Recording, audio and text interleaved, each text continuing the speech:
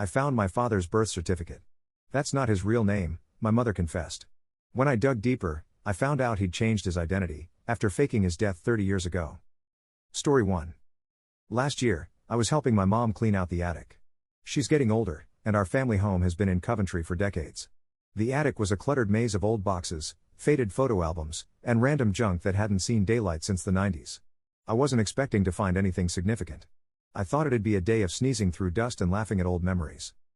Then I found the box. It was small, shoved into the back corner under a pile of yellowed newspapers. I almost didn't open it. Mom even tried to brush it off, saying, "Oh, that's just old papers. Leave it." But something about the way she said it made me pause. If you know me, you know I don't let things go easily. Inside the box were random documents, old utility bills, some letters, and a birth certificate. At first, I didn't think much of it. It was my dad's birth certificate, so I figured it was just something my mom had kept for records. I held it up to the light, squinting at the faded text. Clive Michael Olcott, it read. Born in 1947, Leicester. Everything seemed fine until I noticed a seal at the bottom. The birth certificate had been reissued. And the date? 1981. I stared at it for a minute, confused. Why would someone need their birth certificate reissued in their mid-30s? I called down to my mom, holding it up. "Hey, why does Dad's birth certificate say it was reissued in 1981? I asked. Her face changed instantly. I don't know how to describe it. She went pale, like all the blood had drained from her face. Then she sat down on one of the old chairs we'd dragged up there and didn't say anything for what felt like forever. I thought maybe she hadn't heard me, so I asked again. "Mom? What's the deal with this?" She finally looked up at me, and I swear I've never seen her look like that before. She looked scared. Not nervous, not upset, scared. Her hands were shaking a little when she took the paper from me. "You weren't supposed to find that," she said quietly. I laughed awkwardly, trying to lighten the mood. "Why? Is Dad secretly royalty or something?"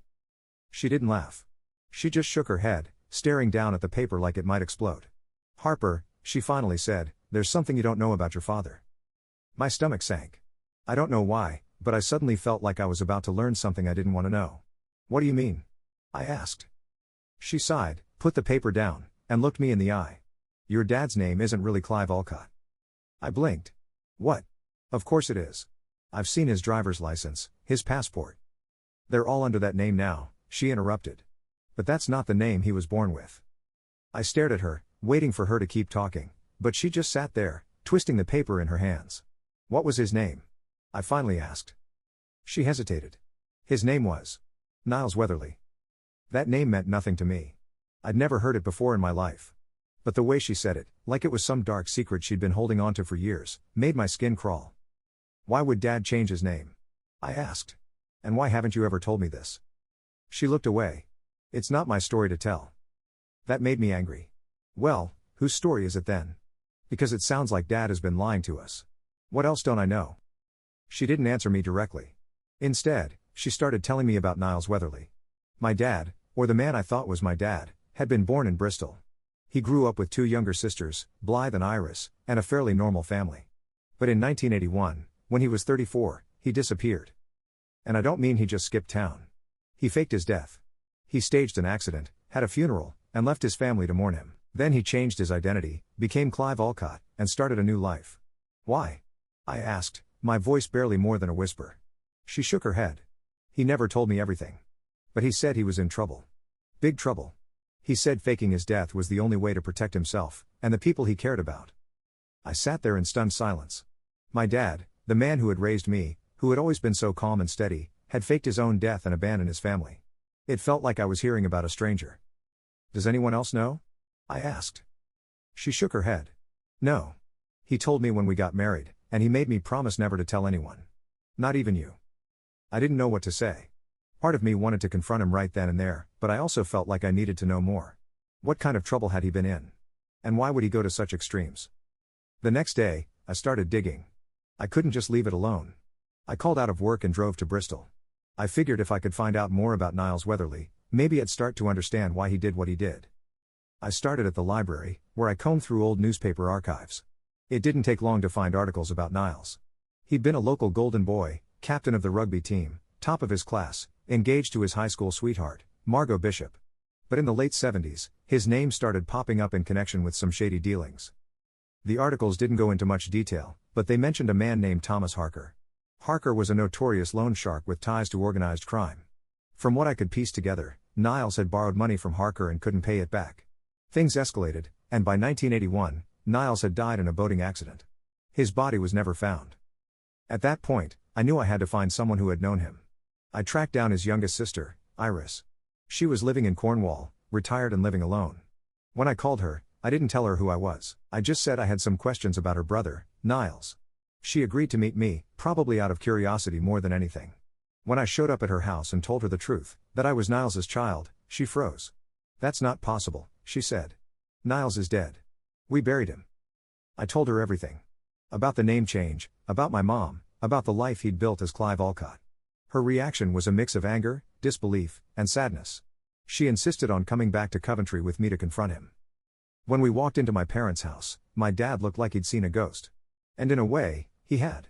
Iris stood there, staring at him like she couldn't believe what she was seeing. "Niles?"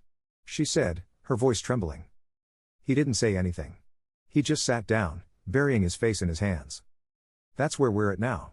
The fallout from this has been devastating. My family feels like it's been ripped apart, and I don't know if things will ever be the same. There's still so much I don't know, and I'm not sure if I'll ever get all the answers. But I can't stop digging. I need to know the truth, no matter what it costs. My Aunt Iris stayed in Coventry longer than either of us expected. She wanted answers, and honestly, so did Dad, or Niles, or whatever name he went by, wasn't offering them easily. After that first confrontation, he went into full-on avoidance mode. He'd leave the house early, come home late, and barely spoke a word to me or my mom. Iris wasn't having it.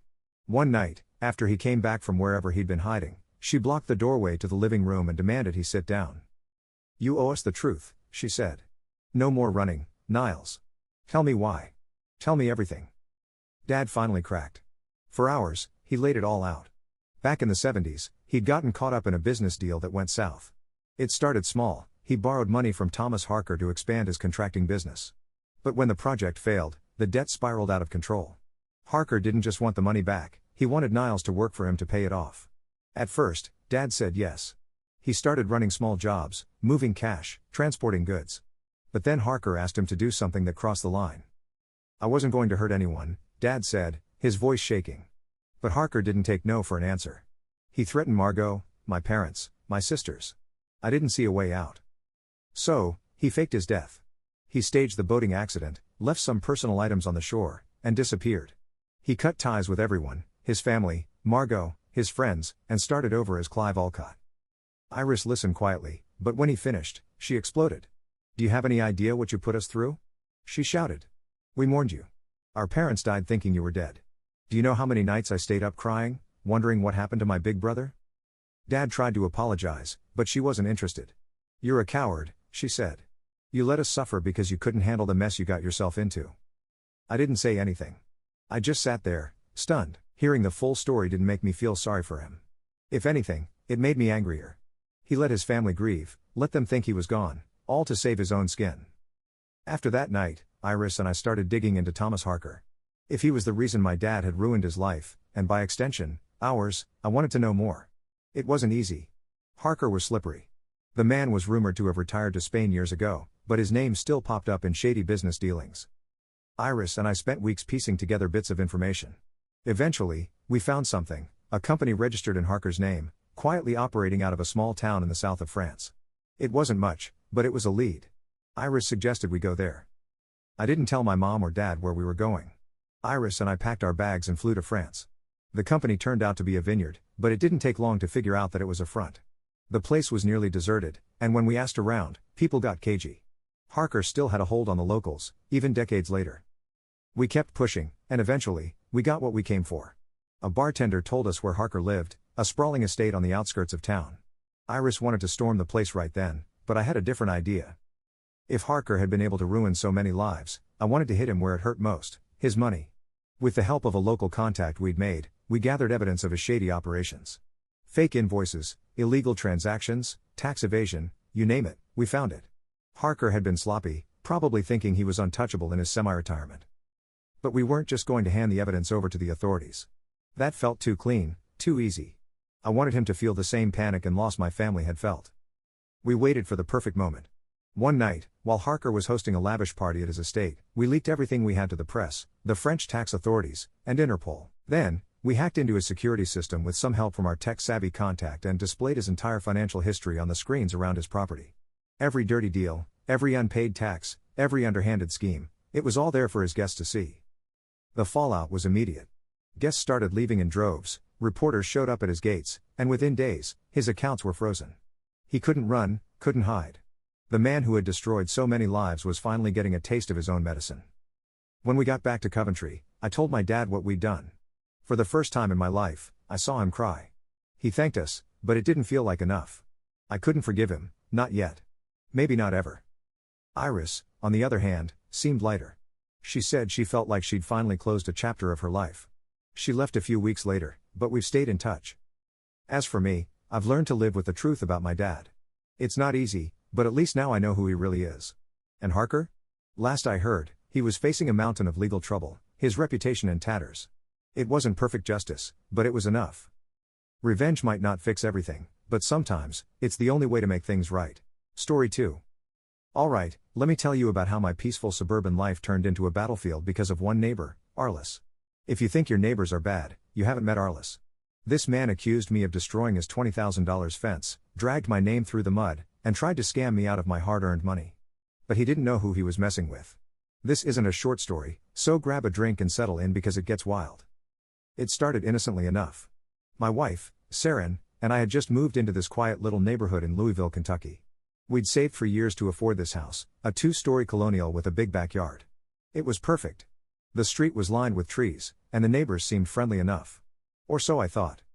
Our house bordered on Arliss's property. His backyard was dominated by a massive, ridiculous wooden fence. It was bright red, nearly 15 feet tall, and looked like something straight out of a fortress. I didn't think much of it at first, maybe he was a private guy.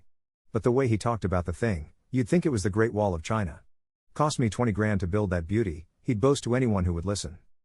Arliss was retired and liked to hang around his yard, so we saw him often. He seemed a bit rough around the edges, but nothing too concerning. He even helped me fix a broken gutter when we first moved in. I thought, hey, this guy might be alright. Big mistake. A year later, everything blew up. One afternoon, there was a loud knock at the door. I opened it to find Arliss standing there, red-faced and fuming. Before I could say a word, he pointed a finger at me and said, "Your tree fell on my fence, and you're gonna pay for it." I blinked. "What tree?" I asked, confused. "That big branch leaning against my fence. It came from your yard," he snapped.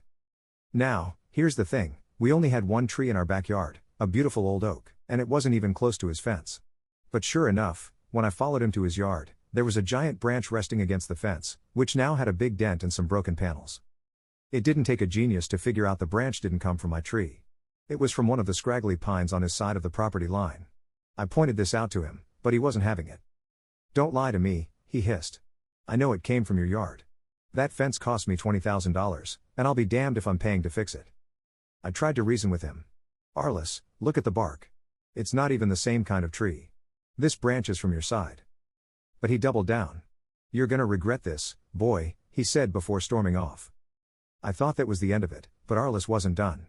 Over the next few days, he went on a rampage. He told the neighbors I was refusing to take responsibility for destroying his fence. He even posted about it on the neighborhood app, Nextdoor, calling me a cheap, disrespectful neighbor. People I'd barely met started giving me dirty looks. Saren was mortified. She suggested we offer to split the cost just to keep the peace, but I couldn't stomach the thought. Why should I pay for damage I didn't cause? It wasn't just about the money, it was the principle. Arliss was trying to make me his scapegoat. That's when I decided to install security cameras. If he was going to keep coming after me, I wanted evidence to protect myself. I put up a few cameras facing our yard and the fence. Saren thought I was overreacting, but something in my gut told me this wasn't over. Turns out, I was right. A week later, I was reviewing the footage, and what I saw left me speechless. In the dead of night, Arliss snuck into his yard with a handsaw. He started cutting one of the branches off a tree on his side of the property. I watched as he dragged the branch over to the fence and carefully leaned it against the damaged section. He stepped back, studied his work, and then walked away. But that wasn't the end of his performance. The next night, he came out again, this time with a sledgehammer. I watched, dumbfounded, as he smashed his own fence, making the damage look worse. He even went as far as sprinkling sawdust around the base of the branch, as if to sell the story. I couldn't believe it. This man was so desperate to blame me that he was vandalizing his own property. I showed the footage to Saren, who was just as shocked as I was. "What are you going to do?" she asked. I didn't have an answer yet. All I knew was that I wasn't going to let him get away with this. The next morning, Arliss was back at my door. "You've had enough time to think about it," he said smugly. "When can I expect the check?" I stared at him, barely able to keep a straight face. "I'm not paying you a dime," I said. "And you might want to think twice about lying, because I've got proof." "What proof?" he barked. I just smiled and said, "You'll find out soon enough." That's when I decided to call a lawyer. If Arliss wanted a fight, I was ready to give him one. So, after watching Arliss sabotage his own fence, I knew I had to take action. This wasn't just about money anymore. This man was trying to ruin my reputation, and I wasn't going to let that slide. I called up a lawyer, Astrid, who came highly recommended for her no-nonsense approach. When I showed her the footage, she smirked. "Oh, he's going to regret this," she said. First, Astrid had me gather every shred of evidence. The security camera footage was golden, but we also needed to document everything else Arliss had done. I saved screenshots of his posts on the neighborhood app, where he called me a lazy, lying neighbor who refuses to take responsibility. I wrote down every interaction we'd had since the incident started, including the time he came to my door demanding money. Meanwhile, Saren helped me talk to other neighbors. A few of them confessed they'd been harassed by Arliss in the past, though not as badly as me. One older neighbor even told me Arliss had accused her grandkids of stealing tools from his shed. Astrid said this pattern of behavior would help us paint a picture of who Arliss really was in court. Astrid filed a lawsuit for defamation and emotional distress. She made it clear that we weren't just asking for an apology, we wanted damages. She calculated the cost of the stress, the harm to my reputation, and the time and money I'd spent defending myself. The total? $75,000. When Arliss was served with the papers, he lost it. He came storming over to my house, pounding on the door, yelling, "You think you can sue me? You don't have a case." Saren, bless her, told him to leave or she'd call the cops. He stomped off, muttering something about me being a weasel. The day of the trial was something out of a movie. Arliss showed up with his lawyer, looking smug as ever. He probably thought he could bluff his way through this. But the moment Astrid started presenting our evidence, his confidence started to crack. First, she played the security footage. The courtroom went dead silent as everyone watched Arliss cutting the branch and smashing his own fence. His lawyer looked like he wanted to crawl under the table. Then Astrid showed the screenshots of his posts accusing me of destroying the fence. She pointed out how he'd lied to the entire neighborhood to try and pressure me into paying. Arliss tried to argue that the footage was fake. He edited that video, he shouted. But Astrid had already brought in a tech expert to verify the footage was authentic. The judge wasn't buying his excuses. Finally, Astrid called me to the stand. I talked about how stressful the whole ordeal had been, how I'd been treated like a villain in my own neighborhood, how Saren and I had lost sleep worrying about what Arliss would do next. The judge seemed sympathetic. When it was Arliss's turn to testify, he just dug himself deeper. He claimed I'd been harassing him for years, but he couldn't provide a single piece of evidence. It was obvious to everyone he was lying. After just a few hours, the judge ruled in my favor. Arliss was ordered to pay me $50,000 for defamation and emotional distress. The judge also threw in a stern warning: if Arliss so much as set foot on my property again, he'd face criminal charges. Watching his face as the verdict was read? Priceless. He looked like he'd swallowed a lemon. But it didn't end there. With the money from the lawsuit, Saren and I decided to do a little upgrading around the house. We put up our own privacy fence, not a gaudy monstrosity like Arliss's, but a clean, modern design. And just for fun, we installed it 6 inches taller than his fence. Legally, of course. To make things even sweeter, the neighbors who had taken his side at first started avoiding him. Word had spread about what really happened, and no one wanted to associate with him anymore.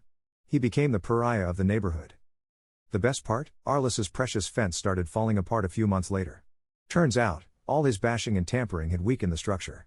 Panels started sagging, and one heavy storm took out an entire section. I didn't lift a finger to help. Since then, life's been peaceful. Arliss mostly keeps to himself now, probably too embarrassed to show his face. Saren and I even made friends with a few neighbors who came around after the truth came out. Every now and then, I'll catch Arliss glaring at our new fence, but he never says a word. And you know what? I'm fine with that. I don't need his apology. I got my revenge, I got my peace, and I got a taller fence. Sometimes, karma just works.